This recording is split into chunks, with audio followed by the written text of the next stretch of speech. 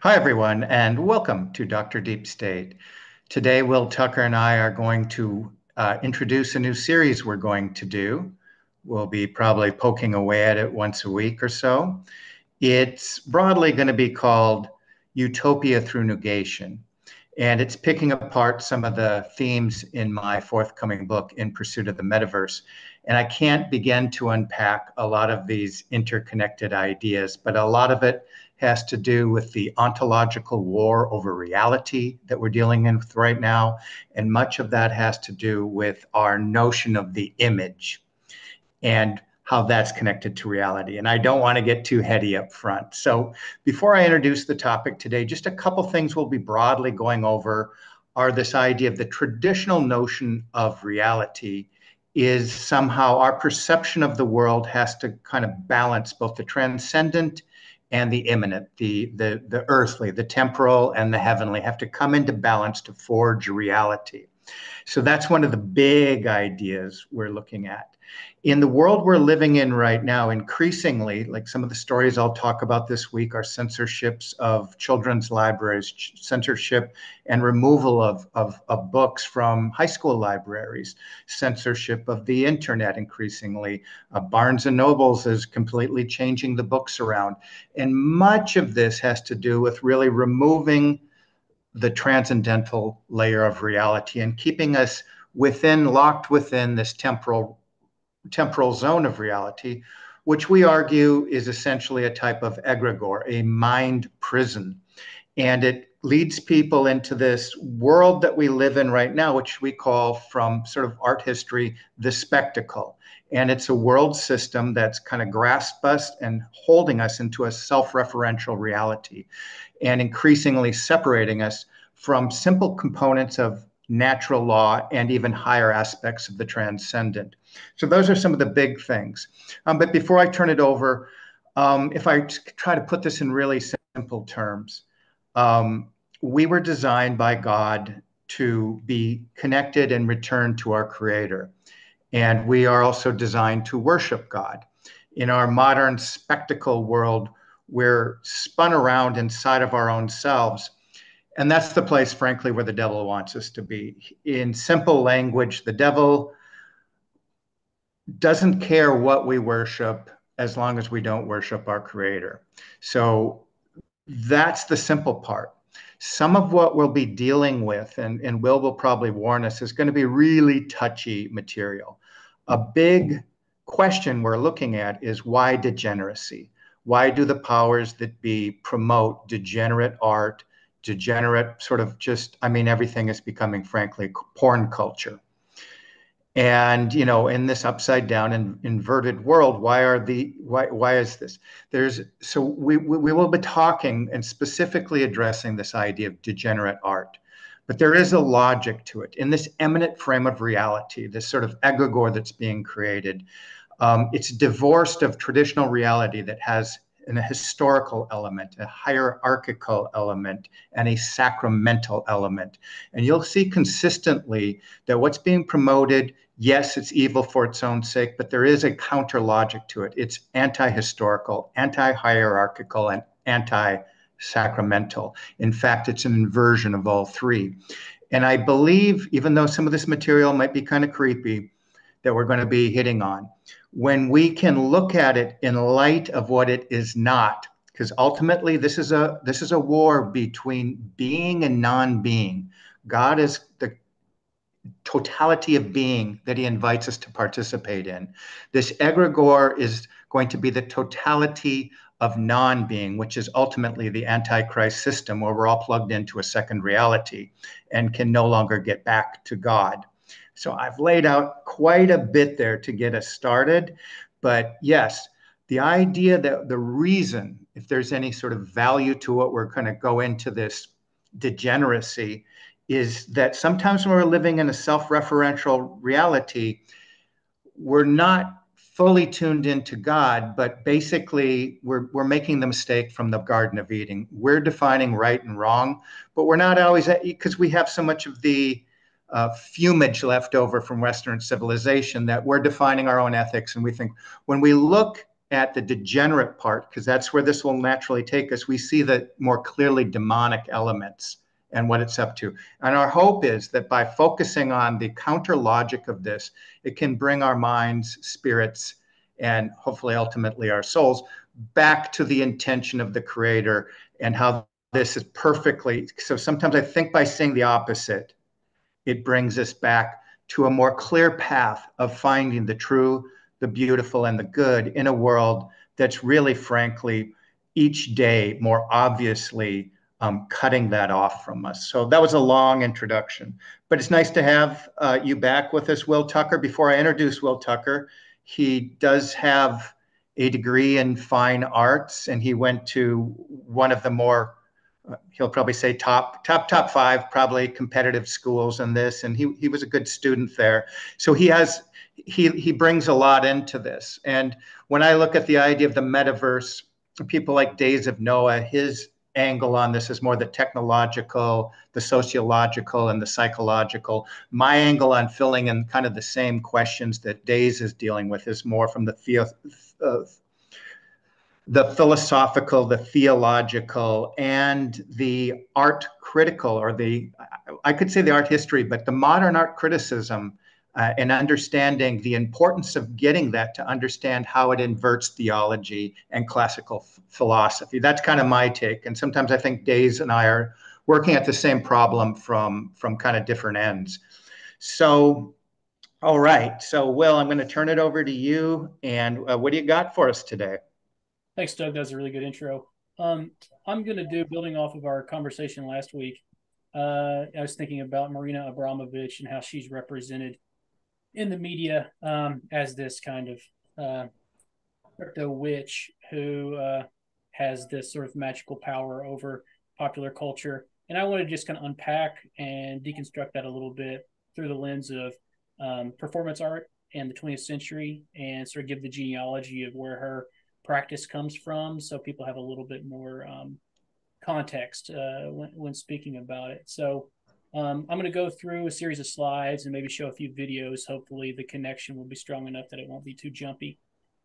Starting in around the time of World War I and then working up to the present time of performance art practice and conceptual art, and just to kind of give a brief overview of what that is. So the bullet points, the three kind of major concepts that I want to address in this presentation are theurgy versus liturgy. Liturgy, as Catholics and traditional Christians, we understand as the Mass, the liturgical year, the sacraments, and how these things all fit within a kind of temporal scope or a temporal framework. So this aspect of duration or time, from a theurgical, which will make the claim that this performance art practice is a theurgical practice that's focused on bending and perverting the transcendent to make it malleable into something that can generate egregores. So theurgical practice is a term from the tradition of magic. So the second bullet point I want to talk about is the metaphysical necessity of sacrifice. Just like we've talked about before with sovereignty, how it's an eternal form that has to occur in some way. And so the theurgical practice tries to blur and bend and pervert this concept of sacrifice, which we'll see. And the last bullet point is the unification of the Seth Roth through ritual transgression, deviance, and taboo through profaning the sacred. So put it on screen share here. Hopefully this will be a smooth transition.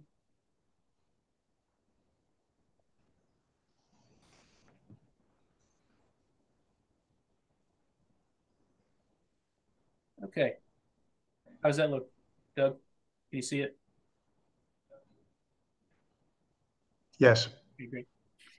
So I'm going to be starting off by talking about a movement from the early 20th century called Dadaism that came about in Germany at the very end of World War I and then continued through the Weimar era before World War II. And it began in Zurich at this bar, which they titled the Cabaret Voltaire, after the French philosopher Voltaire. And this artist that you see on the screen here is named Hugo Ball.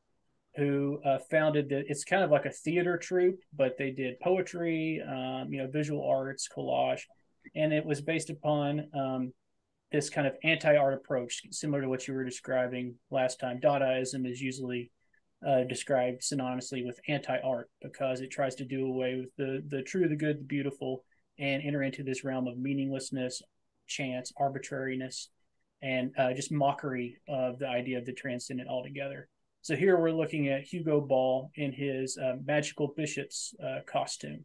So he would perform and sermonize these nonsensical, onomatopoeic poetry and verses during these cabaret Voltaire performances. And so he's obviously mocking the idea of patriarchal authority and this idea of authorship. And this is going to come up over and over again within the 20th century. The problem of the author as the kind of autonomous creator of the artwork, and problematizing it so that, well, the viewer actually participates in it in the creation of the artwork as much as the author. And this is a kind of veiled attempt at doing away again with that idea of the sovereign, as the artist as creator is a kind of image of the eternal, form of God the creator, who creates ex nihilo. So the idea of like an authentic artistic creation is a reflection of God's creation of of reality that is good and beautiful. And so by subverting this theurgically, they can get at this sort of negation, this utopia through negation, through eliminating the idea of the beautiful. So let me see if this video will queue up here.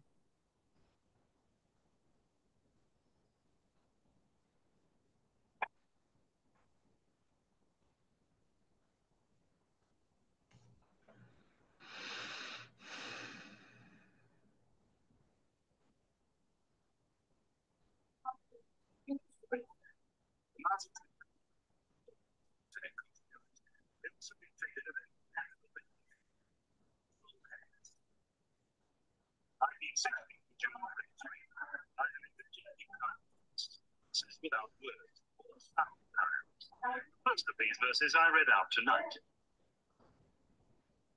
I had constructed a special costume for the occasion.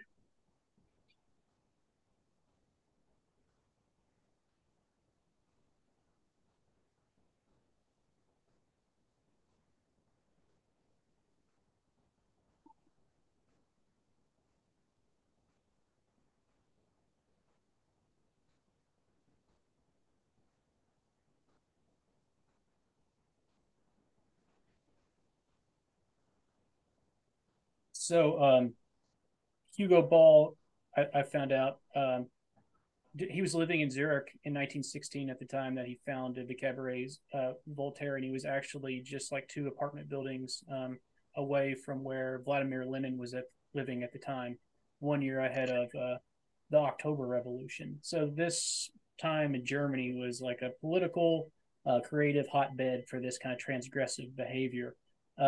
And Hugo Ball, one of his close collaborators, was a Romanian Jewish poet named Tristan Tzara, who came up with the term Dada. And there's all these kind of stories about where the term comes from. One of them was they took a knife and stabbed it into a dictionary, and then when they opened it up to the page that it landed on, it came to the word Dada.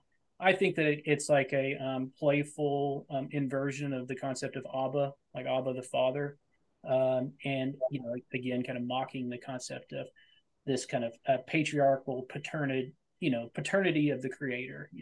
That the artist or the author is this person who kind of generates the work of art into being, while they're trying to make it as something that's purely arbitrary, random, and chaotic. So well, let me jump in.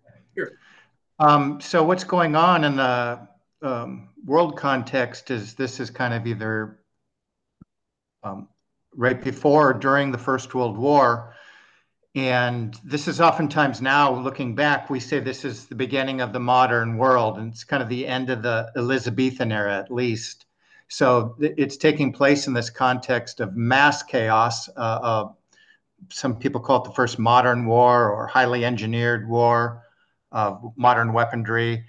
So just putting that in a context. So it really is, but there had already been some of these futurist movements in Italy had already happened. I believe Peggy Guggenheim had already had her international show, right? Probably a couple years before this, few years before this. So there's a lot of swirling around and a lot of radicalness had already been introduced really fast, but it's really just a small clique of artists speaking to each other at this point, probably. Yes, and it's important to note that this Weimar era, where you have the Dadaists working, you have Vladimir Lenin who's nearby, and then you have this sort of creative space where transgender surgeries are taking place. A lot of cultural taboos are being tackled all at once in this kind of revolutionary cauldron. And Hugo Ball, interesting enough, kind of follows the path of Carl Schmitt or Martin Heidegger, who are one of these collaborators and colleagues of these revolutionary Jewish thinkers, who goes the way of the Nazis right before World War II. So it's kind of interesting, that typology that's there that never really gets discussed. Right. And Hitler in his early career was kind of attracted to this early on before he kind of, I essentially called it degenerate art, but he early on was participating in it. Right. So I'm going to read a little bit of the Dadaist Manifesto here by Tristan Tzara. And I want to pay close attention to how he utilizes Christological, even though he's working from a Jewish tradition, so a la the kind of Frankist approach. He's using the symbols that are encoded within Western art tradition of the sacred, the beautiful, and the holy, and he's blending and blurring those as a way to kind of so ultimately it's always a direct attack on reality itself. Exactly. Okay, so to launch a manifesto, you must want to A, B plus C, and fulminate against 1, 2 plus 3. Work yourself up and sharpen your wings to conquer and circulate lower and uppercase A's, B's, and C's. Sign, shout, swear, organize prose into a form that is absolutely and irrefutably obvious. Prove its ne plus ultra, and maintain that novelty resembles life in the same way as the latest apparition of a harlot proves the essence of God. His existence had already been proved by the accordion, the landscape, and soft words. To impose one's ABC is only natural and therefore regrettable. Everyone does it in the form of a crystal bluff Madonna, or a monetary system, or pharmaceutical preparations, and naked leg being the invitation to an ardent and sterile spring. The love of novelty is a pleasant sort of cross.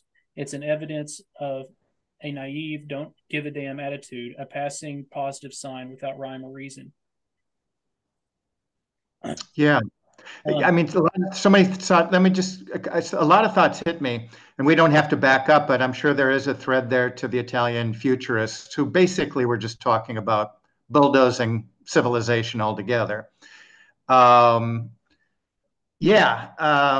what you're going to see is it's the chaos before the totalitarianism. So it's this idea, let's just break all the rules. There's no boundaries. Again, a thing is a thing by boundaries, right?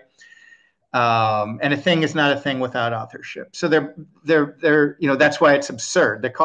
It's absurd what they're doing. So it just create chaos in the mind. But then comes totalitarianism, and certainly under Stalin, people are not frolicking with funny hats and being crazy. They're taught to worship the state. So after this chaos magic, their souls are stripped, and instead of giving allegiance to the creator, they're giving it to the state. And the state really are the central bankers in charge of the production of resources there. Although they could call it the people. Anyway, I didn't mean to say that much, but it just all those thoughts hit me all at once when I'm watching this. That was awesome. That was great. Yeah, this theme of menticide that we're always going back to, that breaking down the mind, destroying the transcendent categories, so there's no longer a compass of reality, so that but there is raw will and raw energy that can be directed by these architects of revolution. So Zara, just at a simple spiritual level, this idea of, it's very Kabbalistic, but when you empty yourself, and you can even think of yoga as a part of this, empty yourself, you're in fact, that's very non-Christian. You're opening yourself for ethereal forces, and also the masters that can direct those through ritual. Exactly. A la Marina Abramovic. I'm writing a manifesto and there's nothing I want. And yet I'm saying certain things. And in principle, I'm against manifestos as I am against principles.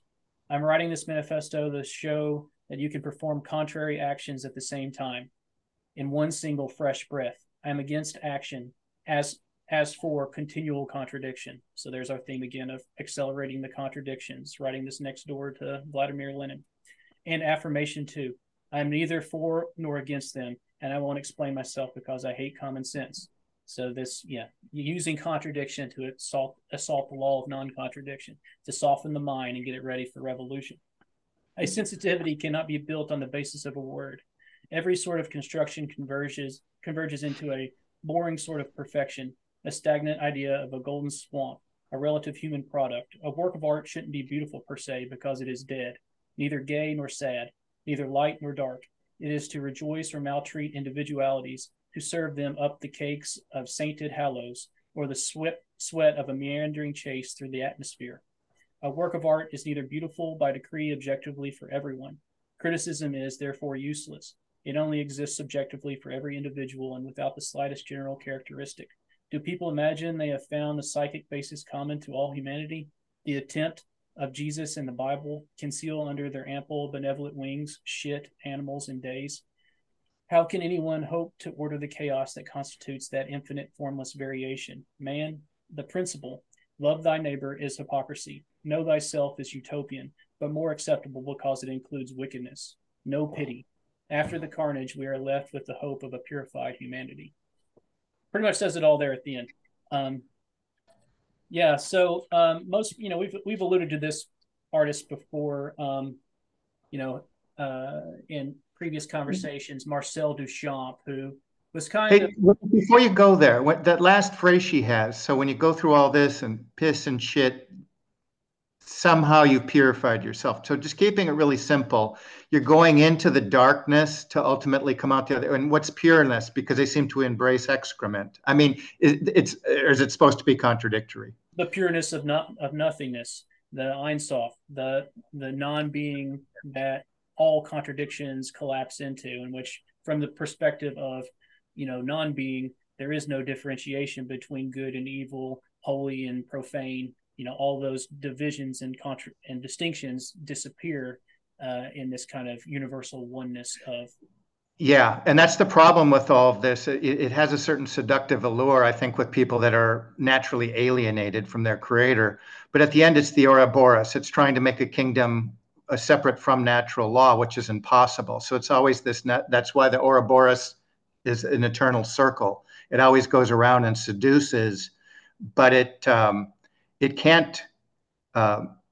It's given a certain amount of rain for a short time, and it can deceive the hearts and minds of men. But it's filled with empty promises. I'm gonna let you go on. I don't know why that hit me. No, that's great. Yeah, and that's what I hope to get to with the unification of the separate idea is this.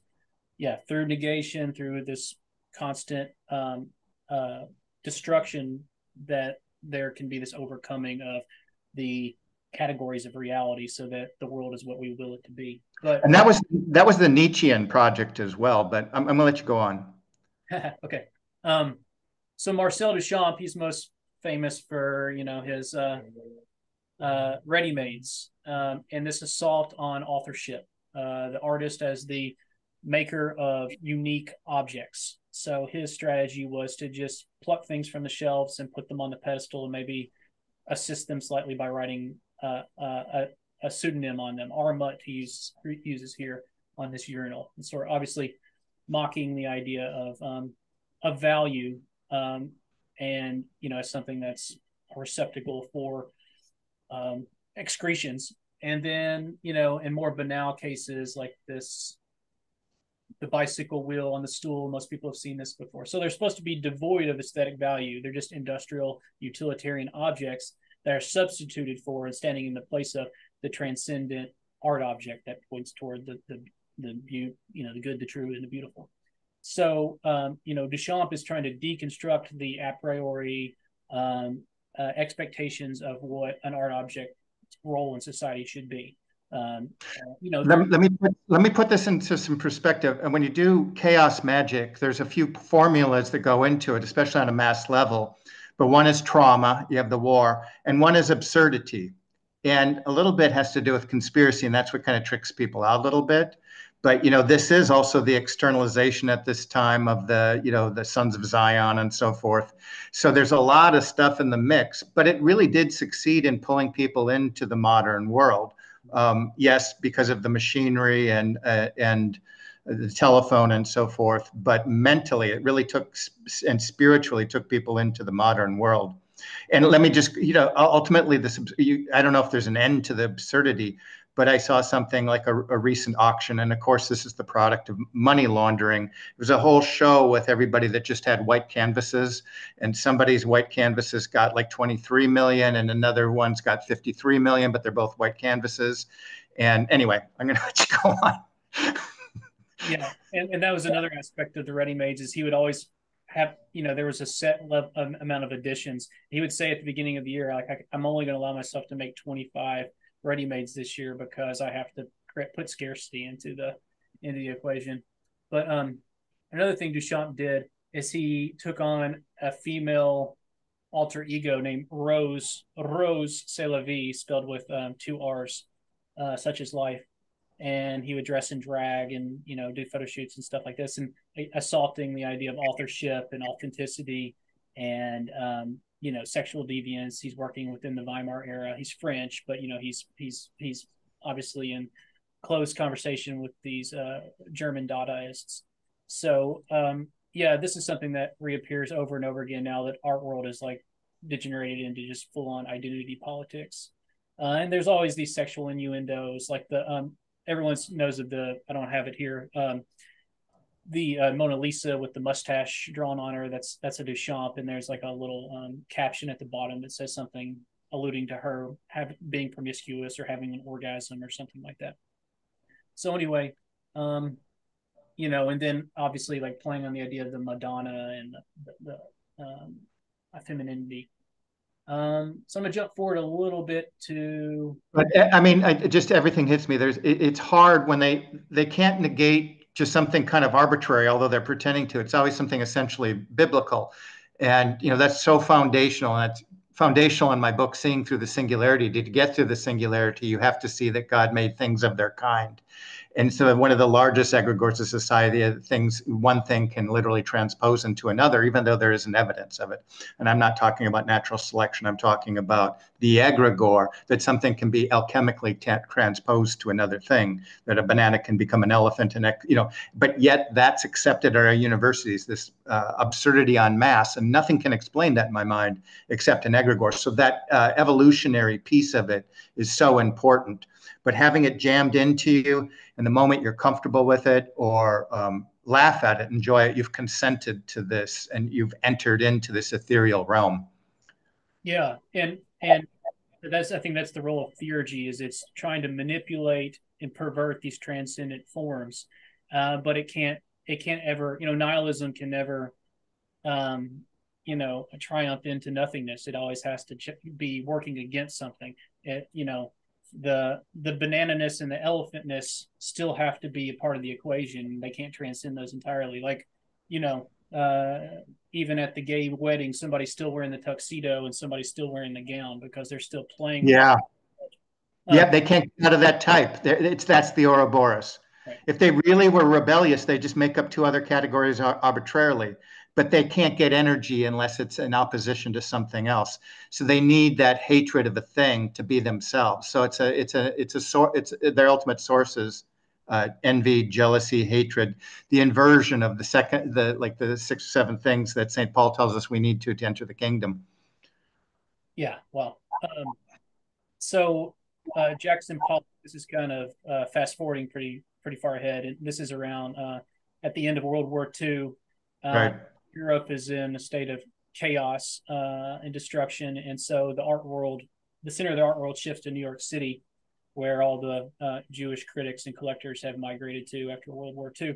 And so Jackson Pollock appears as this sort of typology of the American West, as the manifest destiny, this free, wide open, expansive space of liberty and, the American dream. And so he quickly appears as this sort of fulfillment of American promise, and this through his practice of action painting, it's called, where they called him Jack the Dripper, right? He's taking raw, unprimed canvases that he buys in these huge industrial sheets and rolls them on the floor, and then just flings commercial enamel paint onto them in these large gestures, non-representational. It looks like these kind of nebulous voids of like deep space or something like that. But it's supposed to be like this autonomous,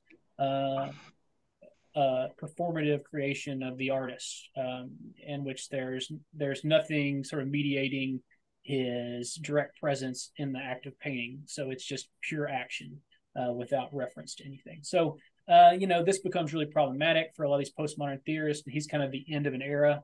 At the end of abstract expressionism, we start getting pop art and conceptual art and minimalism and all these really hard reactions. So he was kind of set up almost like a Hitler of sorts, as a kind of straw man to be torn down.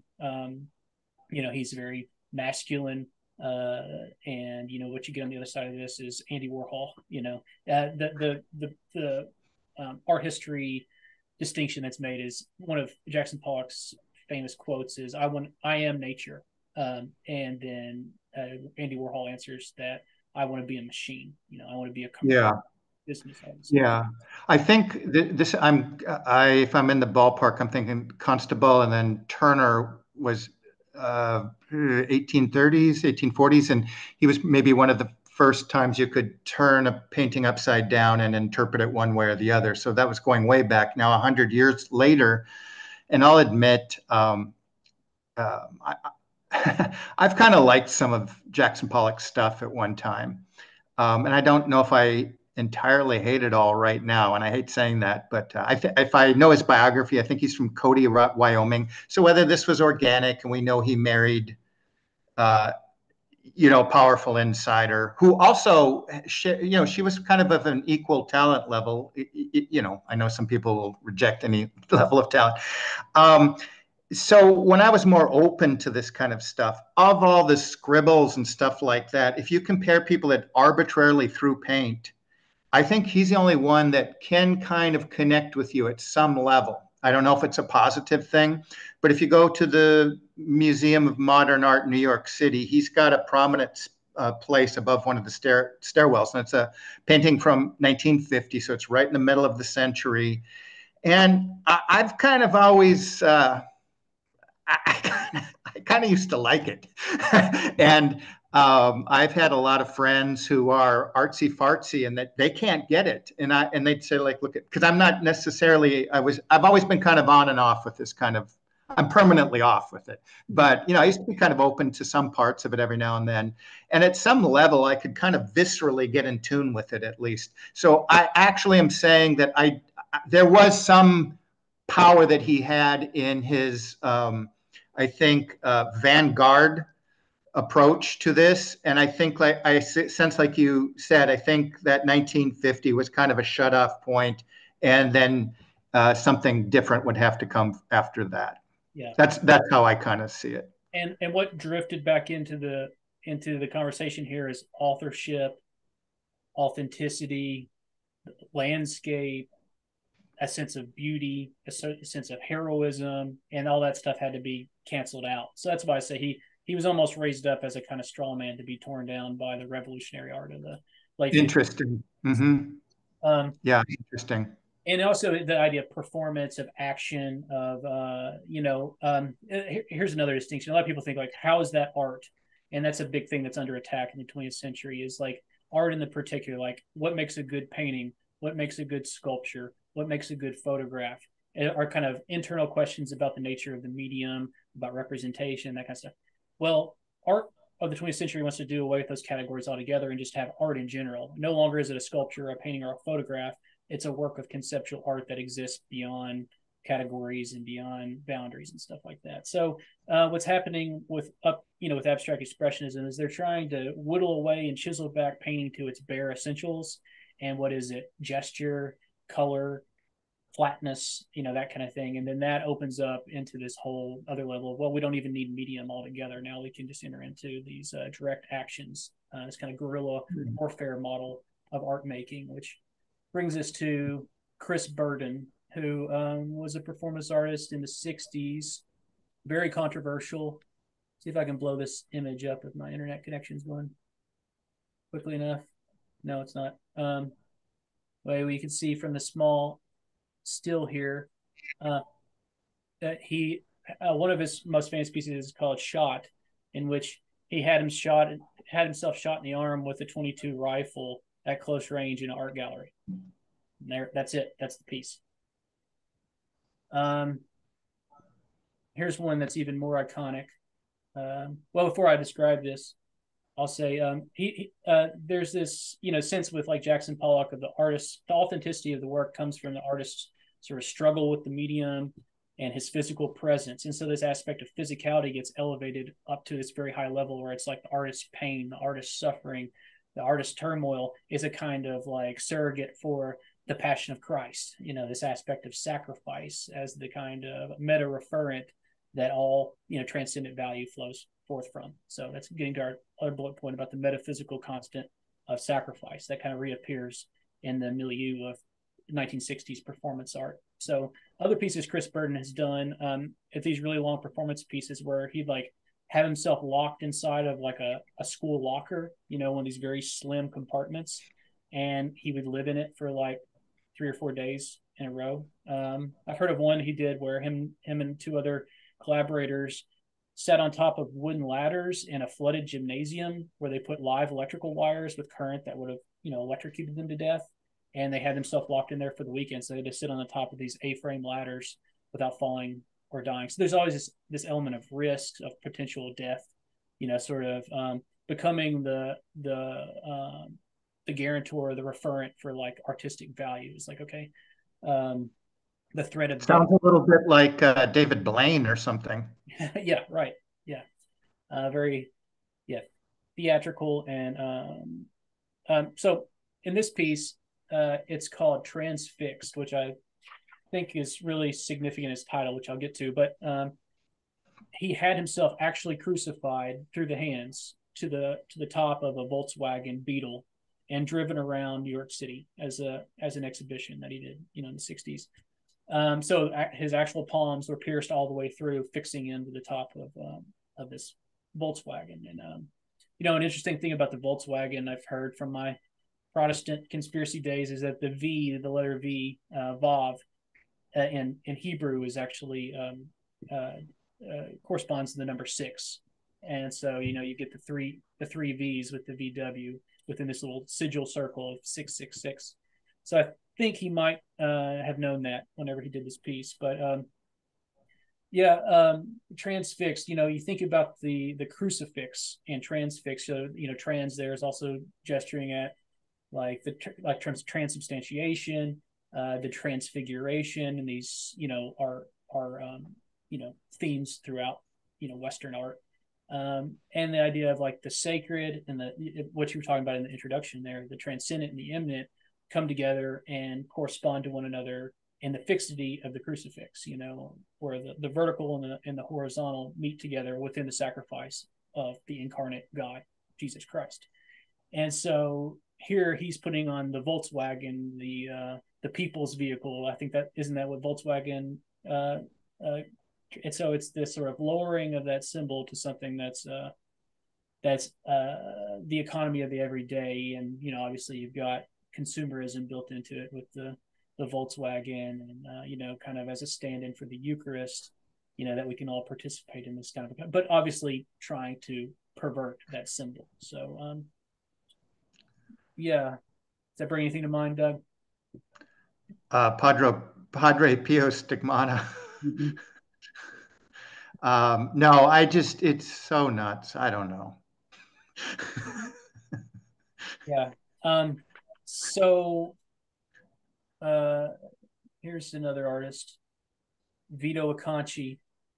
Well, let's watch one of his videos real quickly. This will give you a sense of the kind of guy we're talking about here.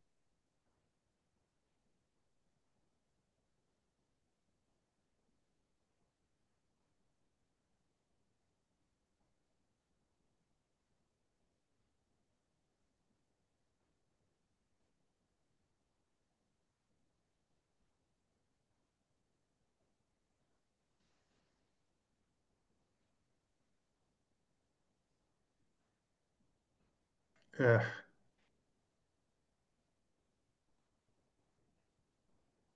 I don't know if I want to look at this. What is he doing there? Ugh.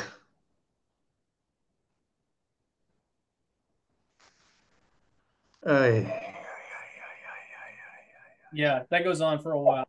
Sorry. Yeah. And that's part of like art history. You know, if you get an art degree, if anyone's listening to this and they have children who are in art school right now, they're watching this. You know, they're having to sit through hours of this stuff in their art history classes, and it's a kind of initiation. You know, I think we've talked about this before. Figure drawing. You know, like having to draw the nude figure. It's like this rite of passage into art school. Like, and without fail, it's always the most perverted people who are like Oh, art department who want to pose. Like I, we had this old man. Sorry to say this on a Christian podcast like this, but he had um, piercings in his genitals, and based on whatever holiday season it was, he would hang skeletons from them or jingle bells, and I mean it's just really perverted stuff that people who are just coming into adulthood are being subjected to. But anyway, yeah, this is Vito Acconci. So this goes on for like 17 minutes of him trying. oh my goodness. Okay. Yeah, I was going to, if I can interject, I had a course at Harvard, and it dealt with the image and power and all this kind of stuff. But it was a British instructor, and there's just some subjects like there's this foot in the door. I just remember Cindy Sherman. It starts out with these, self-portrait of herself in costume in New York City, and then, after a while, it's so degenerate I can't even describe. And some of this stuff was back in the 1970s and 80s. I can't even describe right to you right now. I don't want to describe how disgusting it was. And you just slide after slide, and you're sitting there thinking, I'm at Harvard University, and this is just trash. And then the instructor using all these, the art speak word salad to describe how brilliant it is. And a lot of guys afterwards, I remember kind of talking, and I'm just saying, generally, I think the girls bought more into it, but there'd be some guys, in the back, and just going like, "This is," after class, we'd be walking and going, "This is just freaking over the top." And I'll say that you walk through a museum, even though it's a modern art museum and people know what they're getting into, they'll go to the 19th century Impressionism, they'll do the Expressionism. But some of the dumb rooms where you just go and there's a freaking log sitting there. People don't go in there. Most people don't want to watch that. And then the people that do, I think, are kind of pretending like they understand something about, whatever.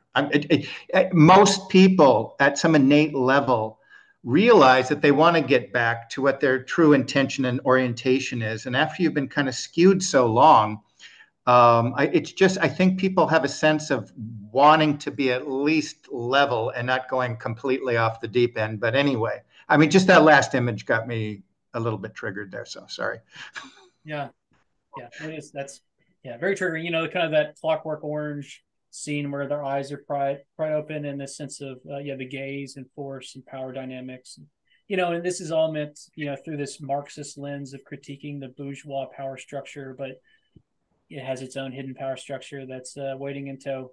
Like this other piece by Vito Acconci here called Seedbed. This is at the Metropolitan Museum of Art. This would have been in like the late 1960s. So one of the most highly funded, highly respected ivory tower institutions in North America.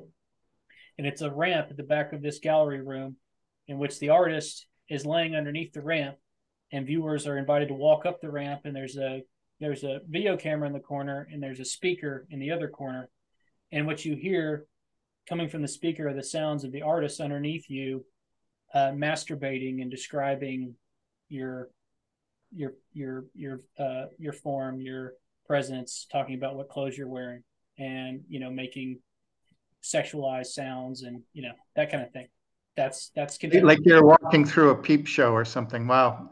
It's that, but you're the one who's being peeped upon, and it's a So, well, okay, let me just, and that's what I kind of just suggest. And then there's a multiple kind of, I think, directions to the agenda behind this. But you have to ask, why have people funded this? Now it's almost 120 years of funding, and it was all played out by the 1920s. It's the same crap over and over, and what it is, it's just getting you. It's like a man that can't get freed from pornography. Frankly, it just wants to keep you in that loop, and without asking questions like, why would somebody fund this? Like, okay. I'll let you go on here, Will. Rape of the mind. It's a it's a rape of the mind. It's menticide. It's a rape of the mind, and it just some people, I think.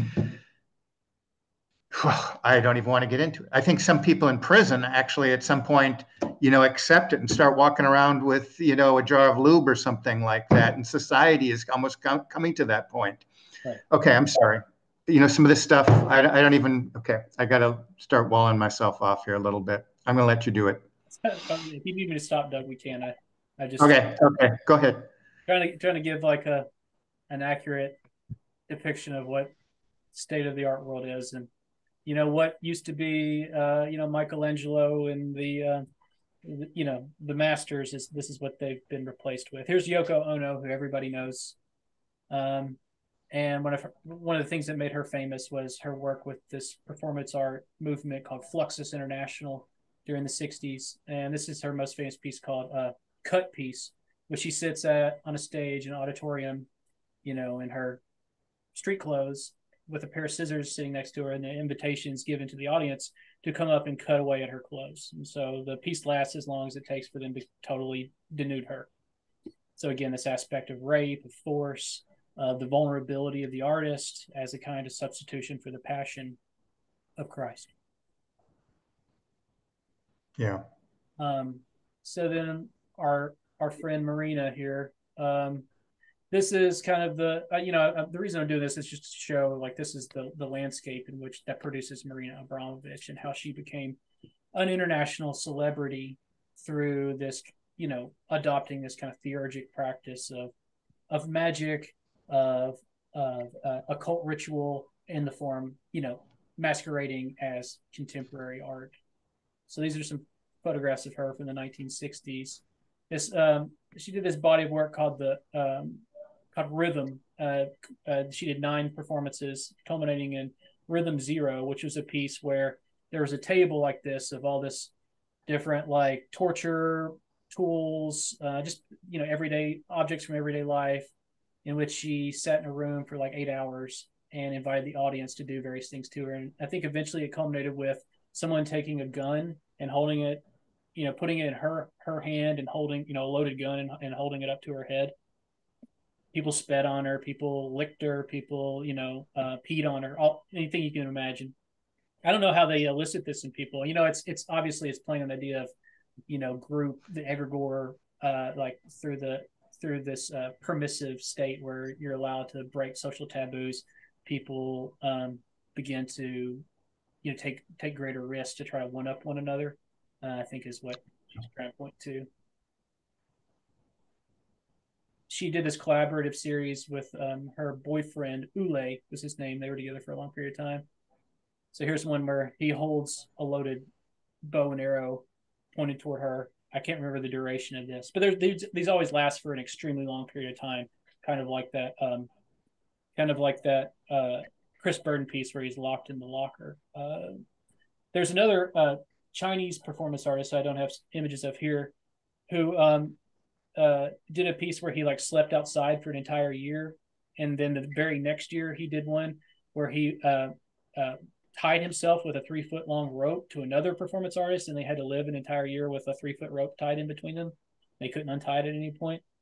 So this aspect of like pain, duration, suffering, but directed at kind of this ambiguous relationship to the viewer and the gaze, like across the how the Right. gaze of the viewer is being. Right. Um, Yeah, she did that thing with the hair. I think I saw some clip of her and Jay-Z. I don't know if that's still his name or he changed it or whatever. But one thing you mentioned is the participation and the consent. And again, when you think of these rituals en masse, it was back in 1896 when Gustave Le Bon wrote the book, The Crowd, and that we lose ourselves in the crowd. Um, and we saw a lot of that over the last few years, people losing themselves in the crowd and now maybe being pulled back to some kind of normalcy. But there are these elements, and I think part of this is a building, and degeneracy is one part of it, and free porn is a part of another. It's this mass egregore, so that you're like in a permanent mindset of the crowd where you lose your regular sense of right and wrong, that it comes to you by being tuned into natural law. But what else you got for us, Will? okay. This is going to be another toughie, so brace yourself. This is an artist, Paul McCarthy, and he's kind of working within the vein of like pop art, Andy Warhol, also performance art, but he's kind of using imagery from like horror films and Walt Disney to make the kind of the most debased, crudest version of contemporary life that he possibly can. So in this video, it's called The Painter. It says it's from 1995, but it's actually from much earlier. And he's kind of mocking, the abstract expressionist milieu of people like Jackson Pollock and Willem de Kooning, and the authenticity of the painter. So let me play this one here for you.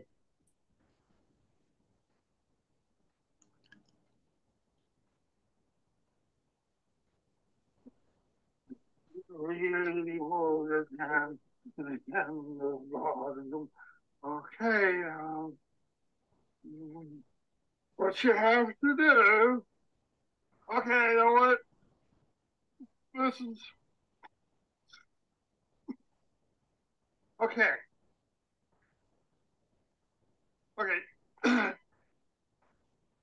What I want to think about you. Just try to listen. I don't try to listen to what I have to say. Don't pay much attention. Try to stick with it. Try to listen. Try to listen. Try to move. Try to think about it. No, I interfered. Try not to think. Try to make it fuck complaining, fuck complaining, fuck complaining, fuck complaining, fuck complaining, fuck complaining, fuck complaining, fuck complaining, fuck complaining, fuck complaining, fuck complaining, fuck complaining, fuck complaining, fuck complaining, fuck complaining, fuck complaining, fuck complaining, fuck. Try to understand the emotion. Try to see my way. Try to feel that it. No, it's fuck complaining, fuck complaining, fuck complaining, fuck complaining. Okay, then.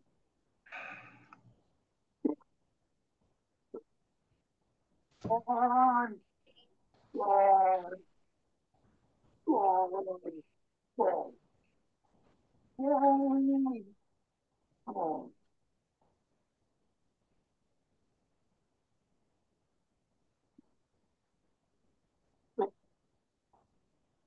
That's just a small taste of the world of Paul McCarthy. I'll show just briefly some of his public. Yeah, it's important. Like, I don't know his background, but how does this work, as an agenda to degenerate the world population? And we know with some people like Yoko Ono, she was one from the wealthiest families in Japan. So she's, kind of plugged in. But it's the wealthiest people that sponsor this degenerate, art and art performance. And it's dominating the art schools. People will pay, to some of the better schools, 50 grand a year tuition to be exposed to something like this. Yeah. And he also does. And Sorry, go ahead. yeah, go ahead, Will. No, you go ahead. He does major public commissions. So here's Santa Claus statue holding a large sex toy. And this is just in the public square in European cities. There's these like inflatable Santa Claus pieces, a lot of sculptures of like public figures like engaged in sodomy with farm animals, and yeah, just the most. Yeah, I've got to say, if anybody's still with us right now, in the Renaissance, who was, it was kind of a foot in the door of this sort of seductive art, but it did sort of still point to the true and the beautiful and the good. But the patrons, this is coming from the capitals of finance, right? That this is what they think of you. The people that are the patrons. I mean, any schmuck could do that, in my opinion, but who's sponsoring it, who's putting it in the public square, and in galleries. And it's from the heights of the commanding heights of the economy. And it's promoting a debased mindset. And that's the question we're asking, why? Because I think a lot of people just go, it's been around my whole lifetime, but why? So we're asking that question, why? And it is part of an introduction to this mass mindset where slowly you're not going to be able to resist it. And it's an entryway into forging another type of totalitarian system. So Weimar Germany was like a microcosm of what's going on right now, I would suggest. Yeah. And this project has been a long time in the making, and it goes back to, before the Middle Ages, before the Renaissance, but, starts to really rear its head in, the late 17th, early 18th centuries in England with, the formation of the Masonic lodges and the spreading of Sabbatean Frankism and to the intellectual circle. So, William Blake, the mystical artist William Blake. I want to read a little section here from an essay I was reading about him recently. It says, in 1790, the English poet and artist William Blake produced a provocative but puzzling work entitled The Marriage of Heaven and Hell, written as a radical rejoinder to a conservative faction of Swedenborgians in London. Blake's illuminated prophecy seemed to echo the antinomian and erotic themes of Jacob Frank and other crypto-Sabbateans. He declared, as a new heaven is begun, and it is now 33 years since its advent, the eternal hell revives. And lo, Swedenborg is the angel sitting at the tomb. His writings are the linen cloths folded up. Now is the dominion of Edom, and the return of Adam into paradise. See Isaiah 34 and 35 chapter. Without contraries is no progression. Attraction and repulsion, reason and energy, love and hate are necessary to human existence. From these contraries spring what the religious call good and evil. Good is the passive that obeys reason. Evil is the active springing from energy. Referring to 1757, the year of his own birth and the beginning of the last judgment, according to Swedenborg, Blake went on to proclaim the necessity of overturning the Ten Commandments, of achieving divine vision through an improvement of sensual enjoyment, and of believing that the road of excess leads to the palace of wisdom. When Blake asked Ezekiel, why eat dung, the Jewish prophet answered, the desire of raising other men into a perception of the infinite. So this kind of antinomian practice of breaking, ritually transgressing the law, entering into this deviant state of traversing taboos, cultural taboos, we can open up consciousness to perceive infinitivity in which there are no longer any distinctions. And so that brings us to one of the more grotesque artists of the 20th century, Hermann Nitsch, of the movement called Viennese Actionism, who would do these large group performances. One of them was called Orgy Mystery Theater, that would feature, they would slaughter a pig and hang it up and remove its entrails, lay them out on tables, roll around in them, take the blood from the pig, spray it onto bodies, crucify the bodies. Usually these were events were done on religious holidays like Pentecost, and to create this kind of neo-pagan but perversion of Christian liturgical space. So it's the most obvious use of theurgy in place of liturgy, to kind of open up this neo-pagan enthusiasm. I don't want to look at too many of these. They're very, very devilish. Yeah, this transgression of the law, and I guess that was the part of the Sabbatean Frankism, was that the Mashiach will come when the world's all good or all bad, and they thought it'd be easier to take the all bad route, as the story goes. Right. And the transgression of the law requires somebody to be above the law in order to transgress the law. But yeah, so there's a common theme that we've kind of worked out, this rejection of the historical, hierarchical, and the sacramental. Some of these things like Gnostic ceremonies that are an inversion of the Catholic Mass, or we call them a Black Mass. And as a Protestant, I realized that years ago when I was writing my Seeing Through the Singularity, it's like nobody's inverting the Book of Mormon or Jehovah or Joel Osteen or something like that. So it's precisely, it's ultimately this grand inversion, and always comes back to an inversion. It's en masse the version of the Catholic Mass. So it's done in all kinds of formats and different guises and venues, but in its purest form, it's an enlargement of a Black Mass. And that speaks to the power of the Catholic Church that I believe is still present, even as the Pope now seems officially to have introduced the egregore, or the ape of the new church. The mystical body lives on in the minds and in the hearts of the faithful. So I might have to wind it down. I have to get going here pretty quick, but we went through a lot of stuff, and I do want us to somehow leave this with a feeling of woof. I really, it's really time for people to get themselves right with our Creator. So did you have one more, Will, that you wanted to do? I have a couple more things here. We can save it for next time. Okay, let's do it for next time, because I do really need to jump out the door here. So you got us thinking there, definitely. And yeah, I mean, it makes you want to kind of rediscover reality, the historical, the transcendent, the historical, the sacramental, and the hierarchical in its purest form. And again, that leads back to an idea of natural law that's been with us since antiquity, and the true and the good and the beautiful. And when we see those, hopefully it'll make us want to run in the other direction. Because I think sometimes when we're just kind of defining our own reality inside of the world, inside of the spectacle doesn't necessarily want you to look at that all the time. But it's an important component that feeds the rest of everything else, I believe. That's how I kind of interpret it at this point. But we can still work through these ideas. So let's do this again next week. And I'm gonna tune out with you. Do you have a last closing thought, Will? No, I think we got it all in, Doug. It was really fun, and I really enjoyed your comments. That was. Yeah. Okay.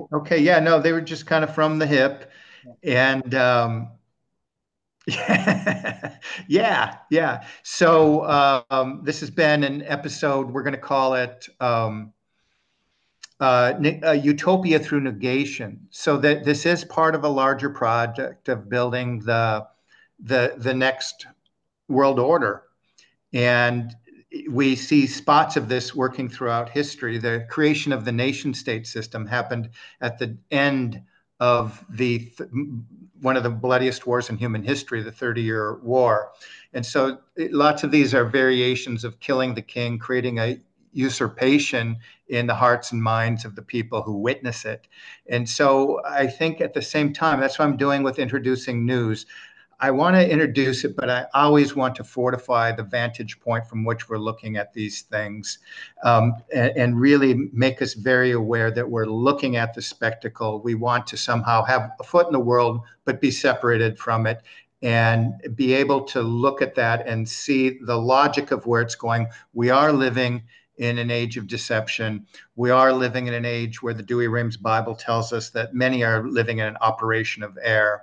And sometimes we see it in those obvious things, but we don't see it necessarily when we're watching a kind of fun Netflix show. But sometimes there is a continuous. We were designed to give ourselves fully over to our Creator, and that, I think our Creator is relatively easygoing in terms of giving us liberties of what we do, but it's easy for us to lose ourselves. And again, I think just reminding ourselves that this ends in kind of a pig trough is an important place to kind of to gauge where the slippery slope began. So I always want to present this kind of information with a sense of perspective, that this is indeed not willy-nilly, that it's aimed directly at bringing about a new kingdom through the inversion of the old. So this has been Dr. Deep State. Thank you all, and I'm going to be with y'all real soon.